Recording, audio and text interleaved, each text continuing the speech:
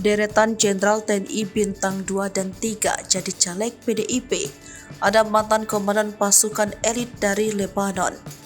Partai Demokrasi Indonesia Perjuangan atau PDIP mengusung 17 purnawirawan TNI Polri sebagai calon anggota legislatif DPR RI untuk pemilu 2024. Diketahui mayoritasnya adalah pensiunan TNI dengan pangkat terakhir Jenderal Bintang 2 dan Bintang 3.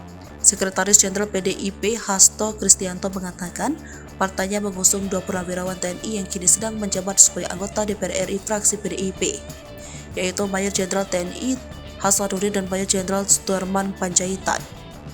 Hasto juga mengatakan bahwa caleg dari purnawirawan TNI Polri menjadi penting untuk dapat memperkuat pemahaman terhadap pertahanan dan keamanan negara.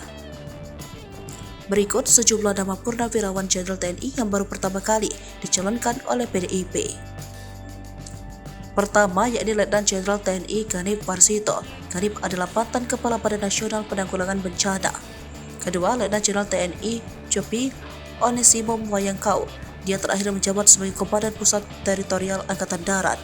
Dia akan dicalonkan dari daerah pemilihan di Tanah Papua. Ketiga, Laksamana Madya TNI Agus Setiaji. Jenderal Bintang 3 TNI Angkatan Laut ini pernah menjabat sebagai Sekretaris Jenderal Kementerian Pertahanan. Keempat, Mayor Jenderal TNI Adi Gunawan Pagi. Dia pernah menjabat sebagai Komandan Detasmen Markas Besar TNI. Kelima, Mayor Jenderal TNI Saud Tambatua Marinir.